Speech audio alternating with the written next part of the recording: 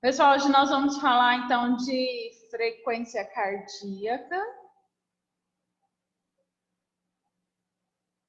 Abre as câmeras para a gente conversar.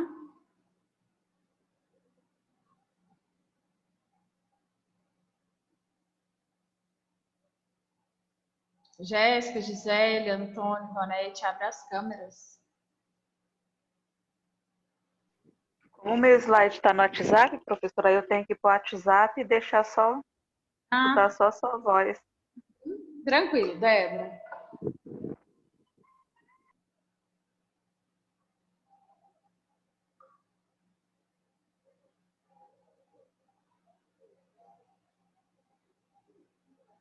Eu acho que se a gente não compartilhar as telas, não compartilhar o slide, aí fica menos carregado para vocês, né? Eu preciso ver quem é. Não estou te ouvindo não, professora. Uai, Ivonete. Aqui tá tudo ok. Alguém além da Ivonete não está me ouvindo?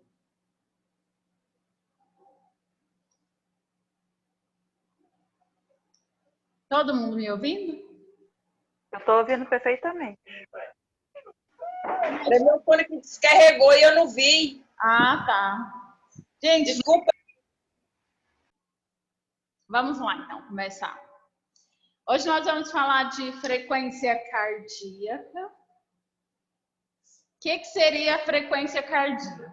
É a contração e a expansão de uma artéria. Então, é um movimento que ela abre e fecha. E nesse movimento, o sangue vai passar. Quando o sangue passa, é que nós conseguimos sentir, palpar e contar a frequência cardíaca. A palpação do pulso é um dos procedimentos clínicos mais antigos. É o que nós vemos nos filmes, né? Nos filmes aí começa quando tem um acidente, a pessoa já vem com a mão no pescoço. E aí nós vamos ver que não é só no pescoço que nós conseguimos sentir a frequência cardíaca e contar também. Nós vamos ver os locais que a gente consegue. Mas na jugular e na carótida é o mais fácil. Então, se eu chego num local, num acidente, ou uma vítima de tontura, de vertigem, desmaiou, teve uma síncope, alguma coisa assim, ou teve uma crise epilética e está se recuperando, então, a pessoa que tem crise epilética, ela vai se debater várias vezes, vai se contorcer e vai entrar no sono profundo depois. A gente pode ser que a gente chegue para atender nesse momento. E aí, o que nós vamos ver? Nós vamos palpar para ver se ela tem pulso, né, se a pessoa ainda está viva. Representa também um gesto simbólico, pois é um dos primeiros contatos físicos entre o médico e o paciente. E os locais que nós podemos sentir a frequência cardíaca? Na radial. Deixa eu achar aqui a minha radial. Aqui. Por isso que as pessoas conhecem como pulso, que é na artéria radial. E é facinho de sentir. Vocês podem apertar que vocês vão sentir. Nas carótidas, que é aqui no pescoço, o local mais fácil. Braquial, que é no braço. Femoral, na perna, perto do fêmur. Vocês já sabem onde é o fêmur, na coxa. Aqui perto, entre a virilha e a coxa, nós temos a artéria femoral. A temporal, que é bem aqui assim, nas têmporas. Então, quando a gente está com crise de enxaqueca, que a cabeça começa a latejar, a gente sente aqui a artéria temporal. E a poplítea, que é a do pé. Aí depois tem aí uma figura que mostra para vocês aonde nós podemos sentir a frequência cardíaca.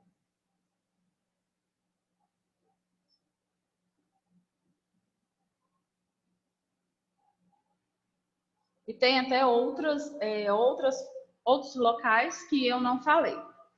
O próximo slide fala do procedimento. E aí o procedimento nós vamos fazer igual a aula passada, nós vamos deixar para a aula prática, para a gente poder aprender.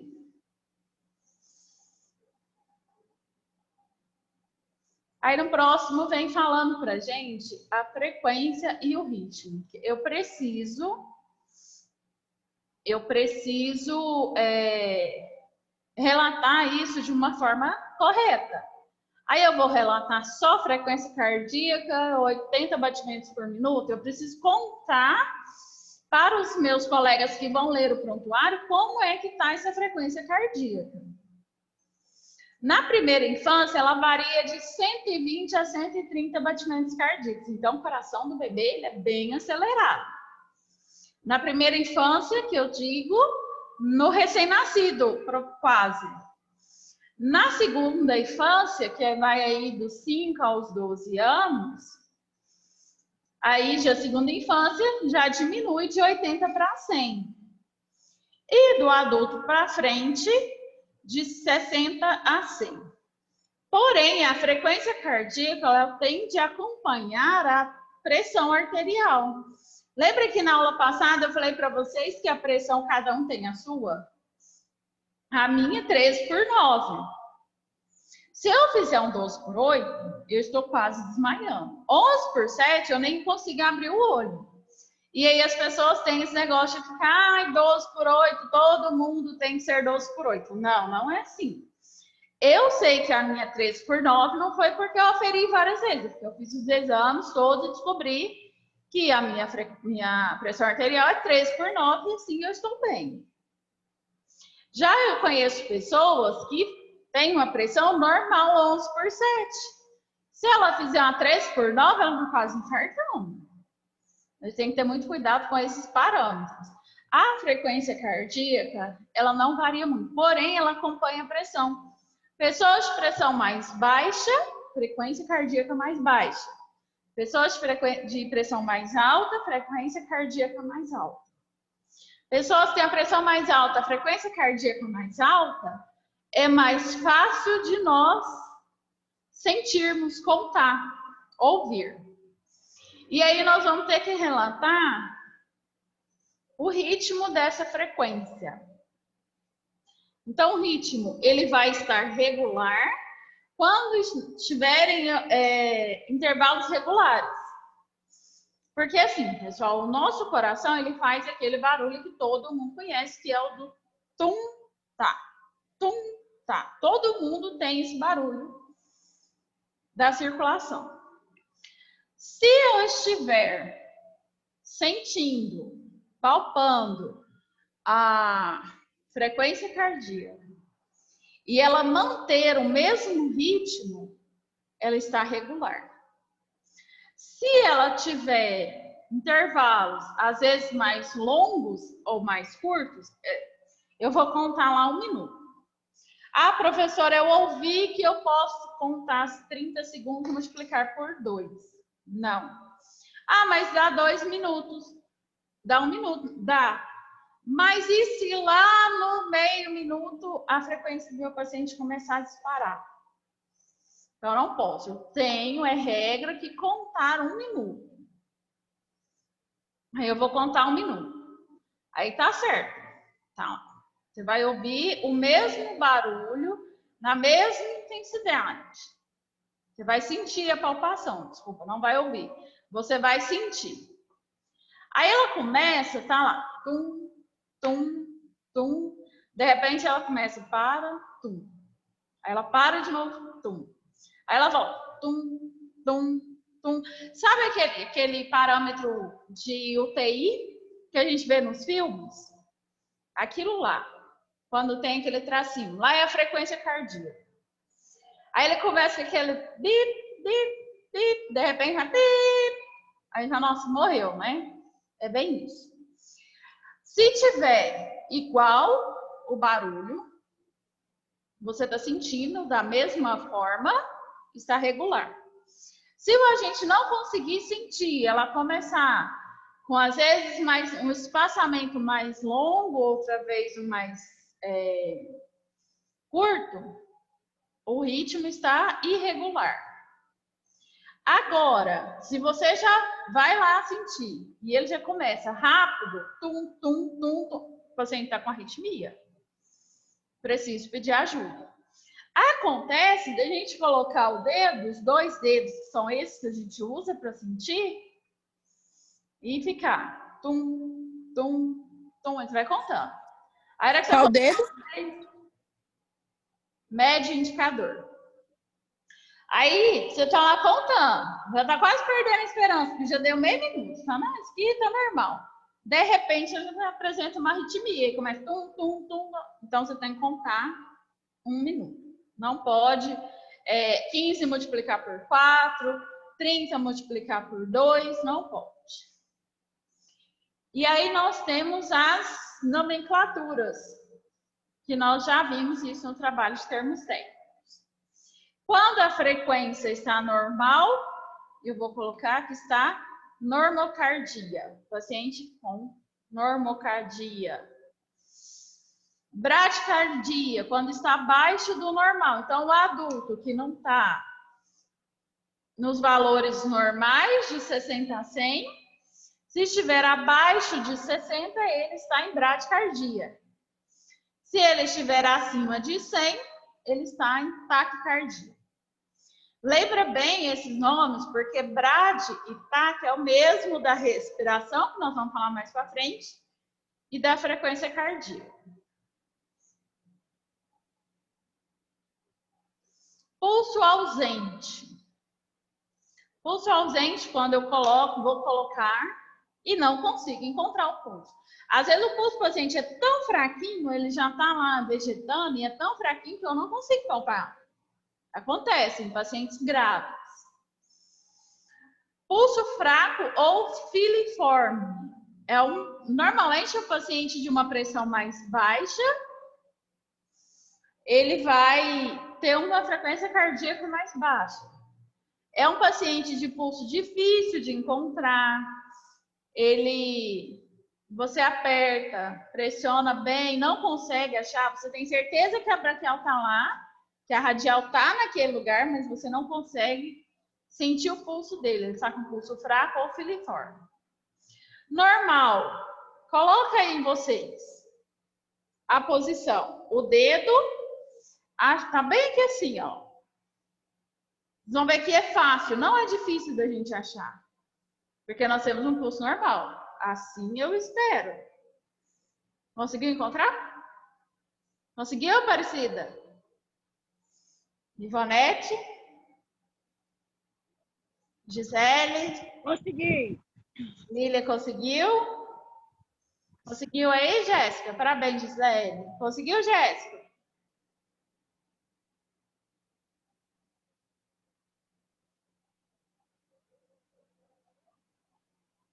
Sheila, Antônio, Juliana, conseguiram encontrar? Débora, Joyce? Consegui. É fácil, não é difícil a gente encontrar. A do joelho também não é difícil. É porque normalmente ela é visível, né? Atrás do joelho. Aqui assim o joelho da gente. Aqui atrás, mais ou menos no meio, nós vamos achar uma também. Que é a poplítea. Nós vamos encontrar ela e ela não é difícil de achar. Então, aí, quando a gente consegue encontrar, palpar o pulso... Dá na minha do lugar, então. Não achou, não? Terça-feira, vamos achar de todo mundo. Quem não tiver vai ter que fazer massagem cardíaca, porque vai estar morrendo. Eu não achei nada. Não, às vezes você apertou... Porque assim, gente, ó, não pode apertar muito. Porque se eu apertar muito, eu vou pressionar e o sangue não vai passar. E não pode ser de muito leve também. Se for muito leve também, não consegue. Eu sou uma cadrasta sem achar isso. A minha aqui, ó, dá pra ver. Se eu fechar a mão, dá pra ver a minha veia bem aqui assim, ó, a minha artéria. Bem aqui, ó. Aí eu consigo achar ela fácil. Eu tô procurando a do joelho. Eu nunca soube disso. Nós vamos achar ela. Nós vamos achar ela depois. A do joelho não tem como eu mostrar aqui agora. Então, se a gente consegue encontrar, palpar ela fácil, é um paciente pulso normal. E o pulso célere? É quando você consegue palpar, ele é forte e é fácil por pressão digital. O que é essa pressão digital? É quando eu coloco as minhas digitais para fazer a pressão. E ele está bem acelerado. Quais os fatores que influenciam na frequência cardíaca? O que é que vai influenciar? Para aumentar ou para diminuir? O exercício de curta duração vai aumentar, porém, se for uma pessoa já atleta, não vai alterar, porque ele já está acostumado naquele ritmo.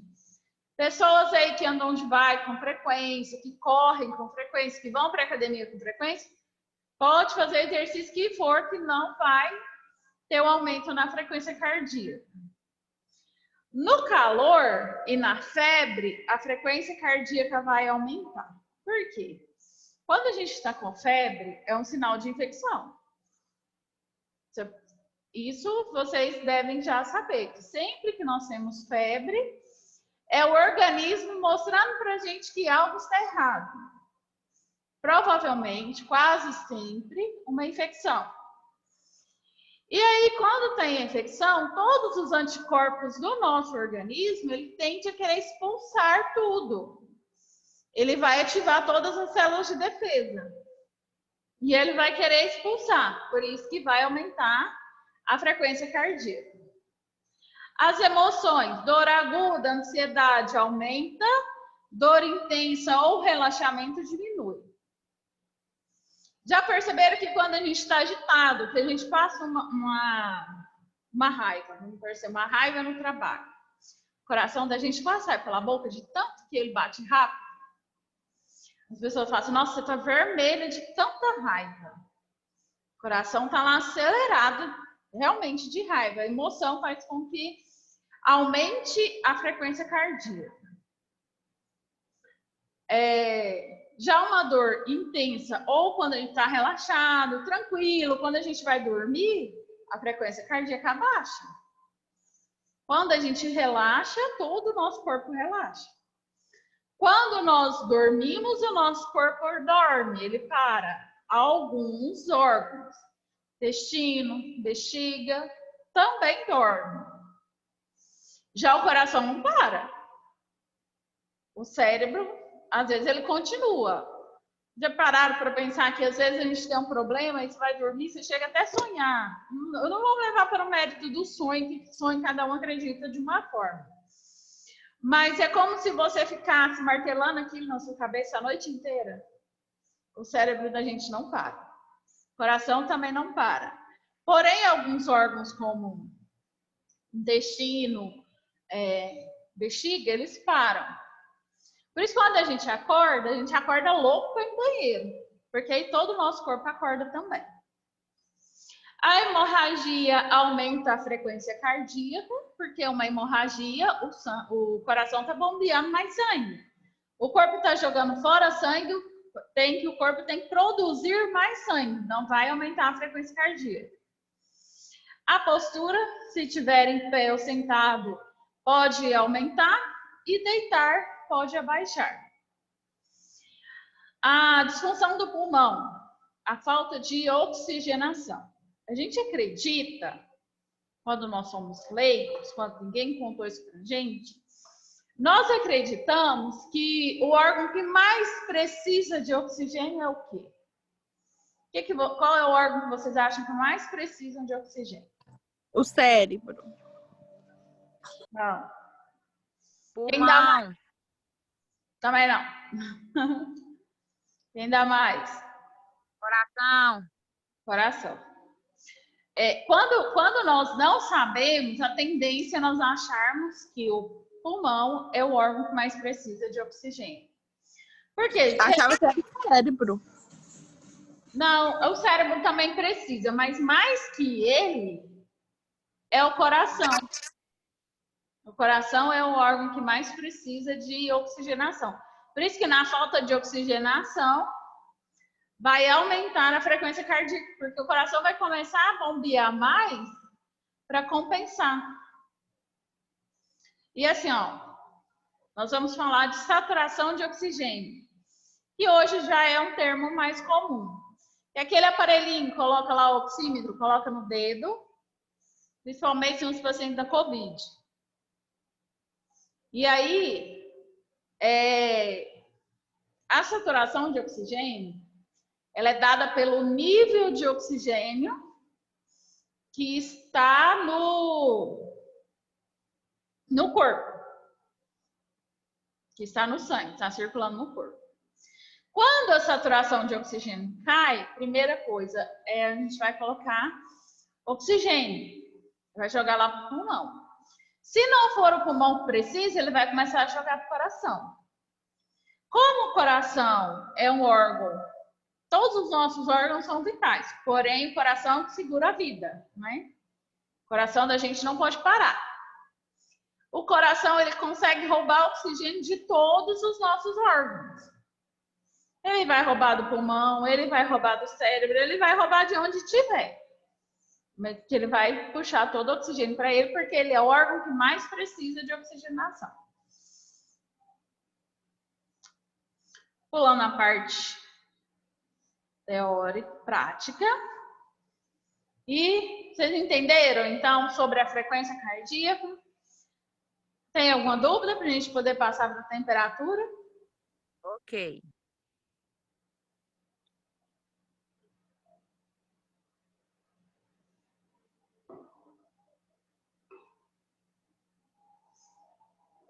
Vamos, então, passar para a temperatura. Jéssica, eu vou ter que fazer esse comentário. Isso. Ah, nem, não. Vamos passar, então, para a temperatura. 9h20. Então, vamos falar para a temperatura. A temperatura agora virou moda, né? Todo lugar que a gente vai, vem aquele termômetro de infravermelho para medir. Temperatura é medida. Medir a temperatura da gente. Então, ele foi idealizado em 1561. É um negócio bem... É o mais... Se brincar, é o mais antigo dos sinais vitais, né? E eles usavam vários tipos de aparelhos, né, para medir a temperatura, até que chegou no nosso querido termômetro. A elevação da temperatura, acima dos níveis normais, recebe o nome de hipertermia e abaixo hipotermia. Ela é medida e registrada em graus Celsius, então se eu for colocar lá a temperatura, eu vou colocar T igual a 36 graus C. A forma que eu vou anotar, registrar a temperatura do meu paciente. Eu já vi no jornal que o calor ia estar tão grande que ia acontecer, né, professora, essa hipertermia, né? Sim. Quando o calor está muito alto. É aquela sensação térmica, né? Se nós ficarmos no sol, nós vamos ficar quente. E aí, como a temperatura agora é... Quente não, se nós ficar muito no sol que tá falando, nós vai torrar. Vai pegar insolação, igual a professora no bronze, vai pegar insolação.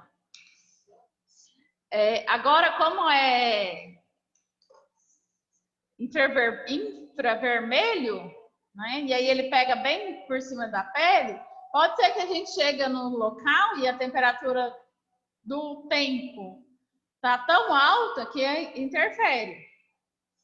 É igual assim, alguns sinais nosso paciente vai dar. Igual, pessoal, pacientes idosos, raramente eles vão dar febre no termômetro. Nós não vamos conseguir aferir a temperatura do nosso paciente, vai dar sempre normal. Ah, mas como que eu vou saber se ele está com febre? Ele vai começar a ficar com o rosto vermelho. Sabe aquela senhorinha assim que você olha, você vê que ela está com o rosto bem vermelho aqui assim. a maçã do rosto vermelha, vai começar a dar sinais de baixo débito. O que seria isso? Vai ficar fraco. Você não vai conseguir palpar o pulso dele porque está muito fraco. A pressão está baixando. Você vai encostar a mão e vai ver que aquele paciente está quente, mas vai pôr o termômetro e não vai dar certo. Mas eu vou olhar os sinais e vou falar que ele estava com febre, porque eu sei que aqueles sinais estão indicando febre. Verificar o equilíbrio entre produção e eliminação de calor.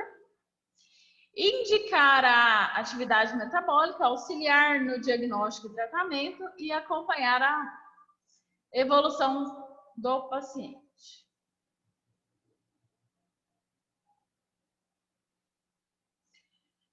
Aqui só uma curiosidade, a temperatura atinge o seu ponto mínimo à noite, durante o sono, e sobe gradualmente até atingir o valor máximo por volta das 5 horas da tarde, às 17 horas. Só a nível de curiosidade. Além da flutuação normal dos seus valores, a temperatura também é influenciada pelo exercício físico. Pelas remoções, pelas refeições também fazem subir. Então, tem fatores que aumentam a temperatura, mas é muito pouco provável. O que realmente aumenta a temperatura é a febre, é um sinal de infecção. E agora que está tão quente, a sensação térmica, igual a Débora falou. Quando está muito quente, a gente colocar o termômetro no paciente, ele vai estar com calor, com febre. A gente também tem que ter essa noção. Os locais: axila, que é o que todo mundo conhece, boca e reto. Ah, professora, mas eu vou colocar o mesmo termômetro da axila, vou colocar no reto? Não, existem termômetros específicos. Tem também a auricular. Pode falar. Mas esse do reto aí não é só para animal, não? É para adulto, para pessoas também? Também, pessoas também. Pessoas também a gente pode medir no reto. E no ouvido, acrescenta aí auricular, que é o termômetro do ouvido. Às vezes faz mais em neném. A mais precisa é a auricular e a retal. Muito mais do que a boca.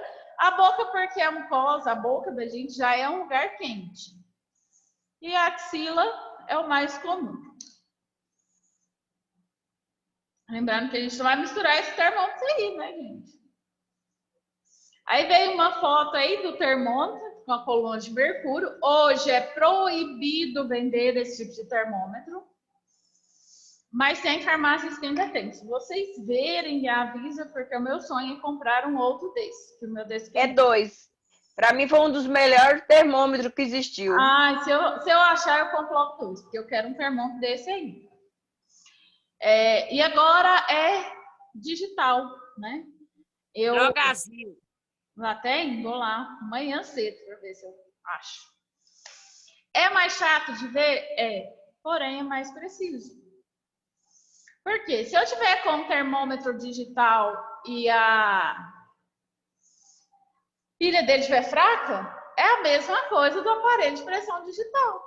Eu não vou saber se o meu termômetro está preciso ou não. O de mercúrio eu vou saber.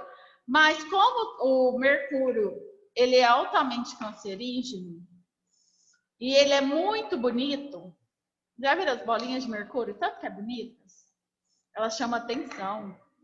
Né? A gente tende a querer pegar, brincar com aquilo ali, porque a cor dela é muito vibrante, ela é muito colorida. Por isso que foi proibido, porque aí os termômetros caíam no chão, as pessoas iam brincar com mercúrio, criança, e mercúrio é cancerígeno. Como aqui novinha é só o Antônio e a Geila, às vezes eles não lembram da fase do mercúrio. Mas a gente, depois de 30 anos, já lembra da fase mercúrio. Vocês lembram dessa época? Que passava-se mertiolate, que era aquele incolor, que ardia até a alma. Ou mercúrio, que pintava tudo. Passava, era aquele roxo, assim, ó, era uma escada aqui, você ficava com aquela mancha enorme de mercúrio, mas não doía. É violeta que chama. Não, violeta é uma coisa, roxa. Mercúrio é vermelho.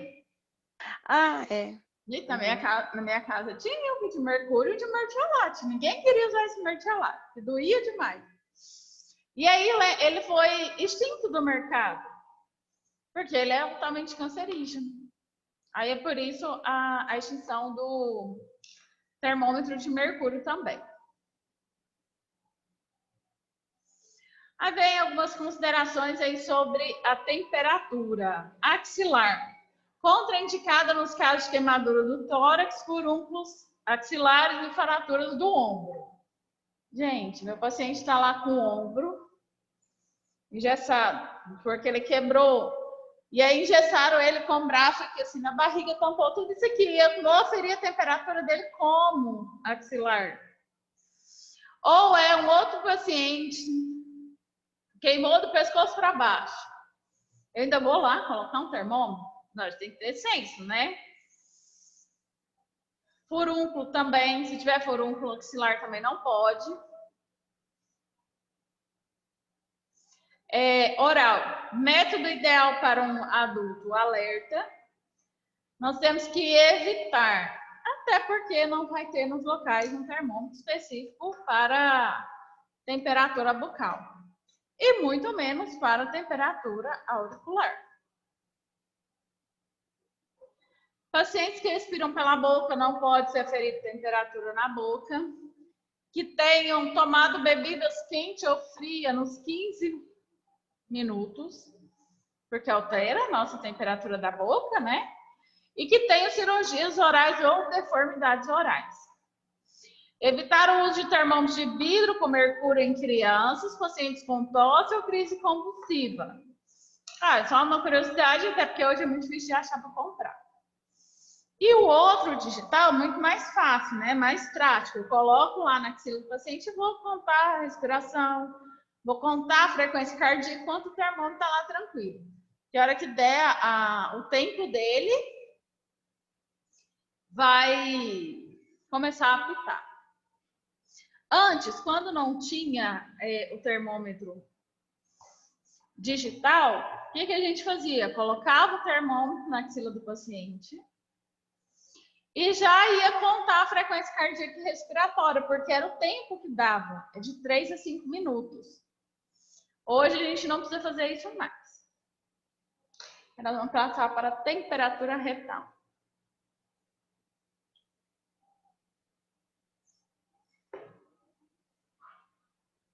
Tá dando para acompanhar ou eu estou falando rápido?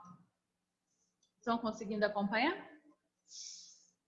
A temperatura retal. Quando houver necessidade de precisão absoluta. Lembra que eu falei para vocês que é a mais eficaz?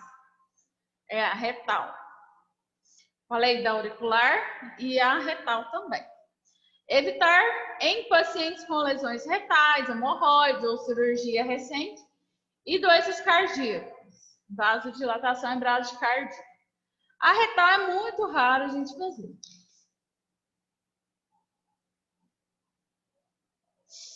E os valores? Valores normais da temperatura axilar. 35,5 a 37.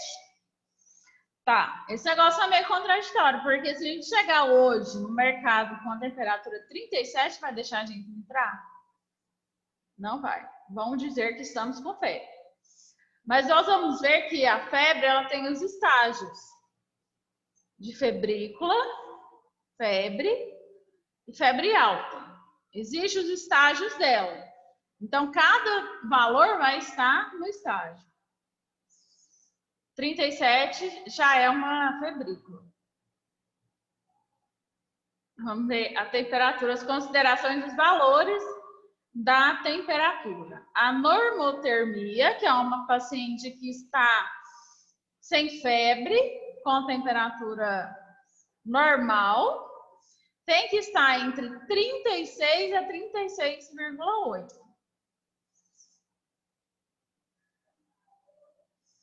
Vamos ver. A hipotermia é a perda de calor. Pacientes que têm hemorragia intensa têm hipotermia.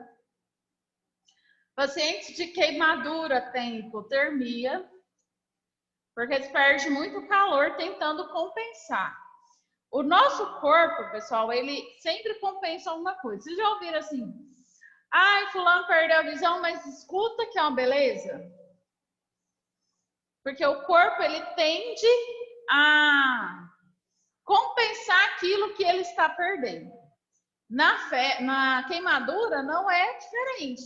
O paciente queimou, está perdendo temperatura, o corpo vai começar a produzir mais, porque ele está perdendo. Vai tentar produzir mais calor. E aí é onde tem a perda. Aí é onde tem a perda de calor durante a exposição. Hipertermia é quando o corpo é incapaz de promover perda de calor ou reduzir.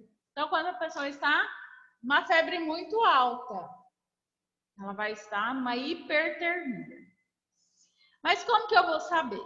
Febrícula vai estar de 36,9 a 37,4. Febre, 37,5 e 38 é febre. Aí está escrito hiperflexia, mas pode ser uma febre alta também, acima de 40 graus. Crianças que fazem temperatura acima de 40 graus, elas chegam a ter crise convulsiva. Então, eu vou esperar o meu paciente fazer uma febre de 40 graus? Jamais. Mas o meu paciente, meu filho, meu pai, nem se bem que idoso é mais difícil. Porém, febrícula de 37,9 a 37,4 está errado. Hoje está muito calor, então se a gente for medir a temperatura, pode ser que dê 37. Normal, ninguém aqui está sentindo nada, não. Vamos botar, o termômetro vai dar 37, 37,2. Mas um paciente que não está bem, num tempo normal, que não está tão quente, ele está com 37, está começando a febrícula. Passou para 37,5, ele já está com febre. Eu vou comunicar ao médico. Eu não vou esperar o meu paciente fazer 38, 39 e vir dar uma crise convulsiva.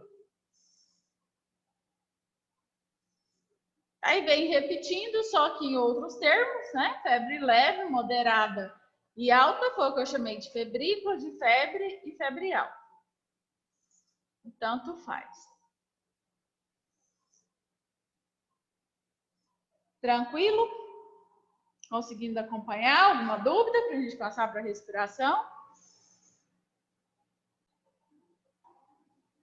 Todo mundo caladinho. Por isso que eu gosto das aulas presenciais. Gente, eu tô torcendo, vocês não tem noção. Para frequência respiratória ou respiração. Mas eu não vou evoluir respiração, não. É frequência respiratória. A frequência respiratória é a troca de gases do pulmão com o meio exterior. Então, é quando a gente respira e inspira. Tem como objetivo a absorção do oxigênio e eliminação do gás carbônico. Isso aí não é novidade para ninguém. A frequência respiratória de uma criança é de 30 a 40 minutos, movimentos respiratórios por minuto. De um adulto, é de 14 a 20 movimentos respiratórios por minuto. Criança, o organismo é mais acelerado. Nós vimos que a frequência cardíaca dela é maior e agora nós estamos vendo que a frequência respiratória também é maior. É anormal? Não. A criança, ela é por si mais agitada, ela está em fase de desenvolvimento, ainda está em fase de crescimento, por isso que a frequência dela também, os parâmetros dela é maior.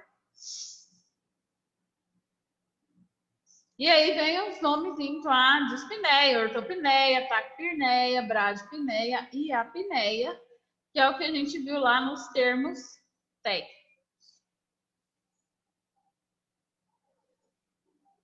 Dispneia. Quem lembra o que é dispneia? Quando a respiração está bem lentinha?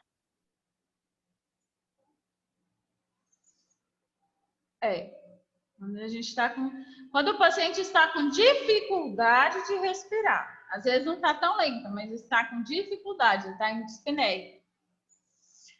Taquipneia. Taquipneia, nós falamos sobre esse termo. Quem lembra o que é taquipneia?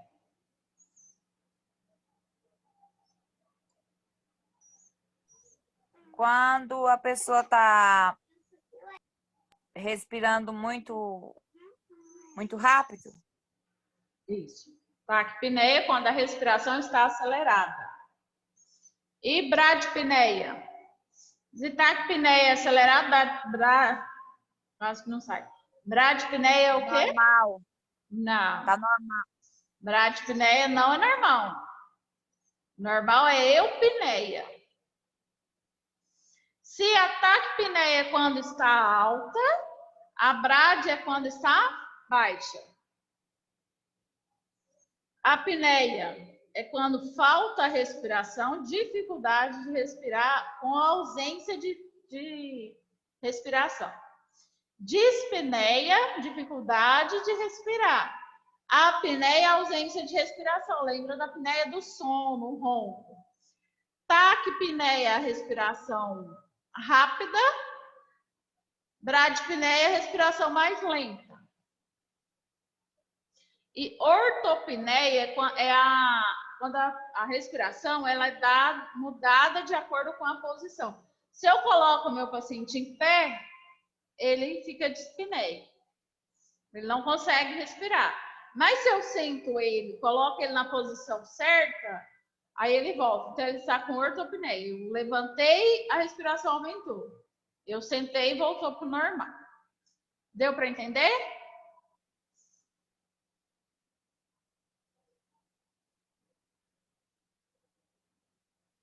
Pessoal? Ok. Então, tá bom. Ao avaliar a respiração, observe a frequência, a profundidade e o ritmo. Mesma coisa que nós falamos lá na frequência cardíaca. A frequência respiratória normal é de 16 a 20 movimentos por minuto. No adulto, durante 1 minuto. A frequência respiratória é o mesmo tempo e técnica da frequência cardíaca. Só que a respiração, como que nós vamos contar a respiração do paciente? Olhando a expansão do abdômen dele, ou do tórax também. Posso contar para o meu paciente, olha, o senhor fica quietinho que agora eu vou contar a sua respiração. Não posso. Porque a respiração é algo, não é igual à frequência cardíaca. A frequência cardíaca, a pressão, não tem como eu alterar. Eu não tenho domínio sobre ela. Mas sobre a minha respiração eu tenho domínio. Se eu falar para o paciente que eu vou contar a respiração dele, ele vai respirar diferente. Ela pode ser superficial, moderada ou profunda. Superficial é quando a gente olha e só o tórax do paciente move. Você vê que é uma respiração superficial. Moderada é quando ele está respirando normal. Profunda já é aquela pessoa que chega até a suspirar, porque ela está procurando o ar. Aí que eu falei, como que nós vamos contar? Avaliando a expansão do tórax e a simetria, tá? O tórax está elevando e abaixando normal, então tá normal. Ah, não, ele puxa muito, espera para depois soltar. Então não tá normal.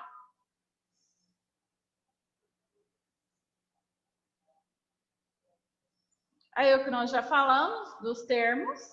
Bradipneia são respirações abaixo de 16 movimentos por minuto.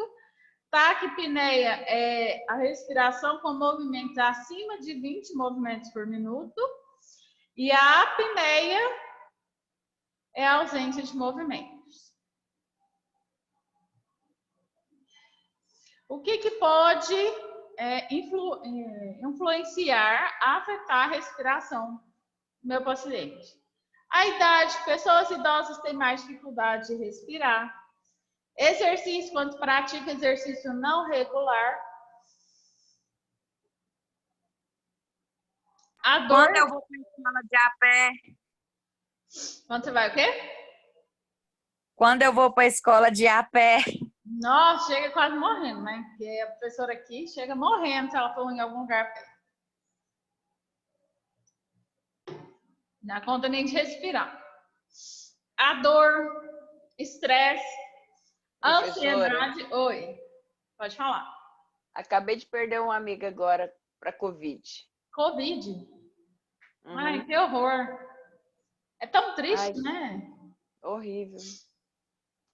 Sim. Obrigada. Da família. Amém. Vamos continuar. O que mais que interfere na respiração? Tabagismo. Posição do corpo. Vocês já viram que algumas posições é mais difícil, principalmente se é uma pessoa obesa, né? Pessoa obesa que deita de decúbito ventral, ela não consegue respirar, que é o famoso barriga para cima. Alguns medicamentos e a hemoglobina também, febre, alteram a respiração. Quem está gestante também tem dificuldades. Tem, por conta da barriga, né? Comprime o abdômen. Isso. Fica mais difícil. Alguma dúvida até aqui, pessoal?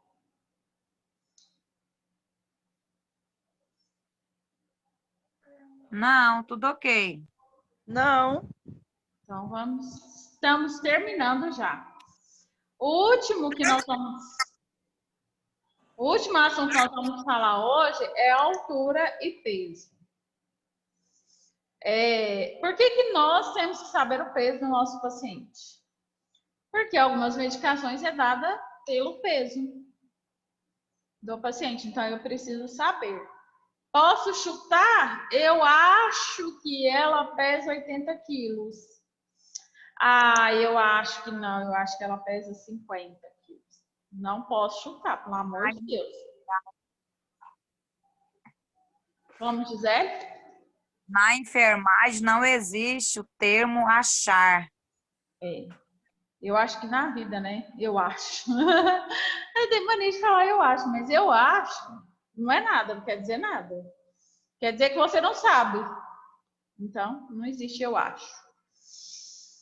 Solicitar que o paciente tire a roupa e sapato. Gente, isso é muito contraditório, porque de repente nós pedimos para o paciente tirar a roupa e ele pode acusar a gente de assédio sexual. Ah, eu fui lá, aquela enfermeira doida lá pediu que eu tirasse a roupa para pesar. Então, vamos solicitar que o nosso paciente tire os sapatos.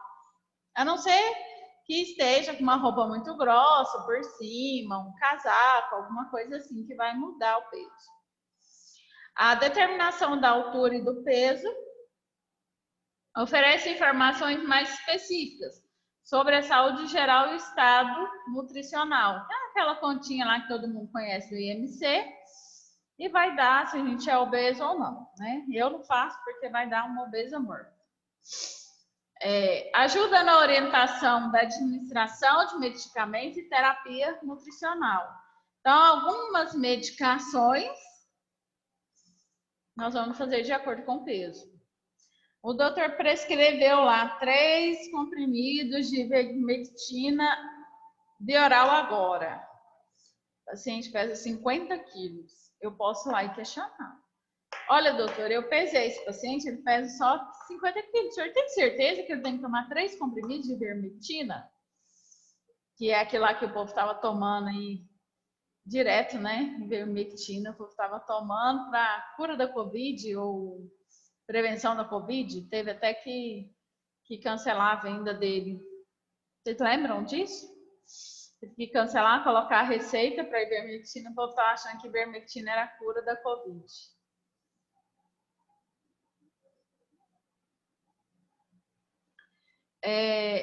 Aí passa a balança, e o cálculo do IMC. É só a título de curiosidade, porque nós, equipe de enfermagem, nós não vamos fazer cálculo de IMC de ninguém. O que importa para a gente no peso e altura é porque algumas medicações são dadas pelo peso.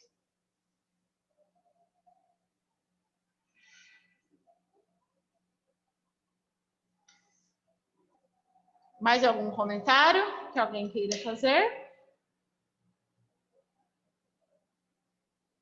Não? Todo mundo calado, querendo ir dormir? Todo mundo cansado?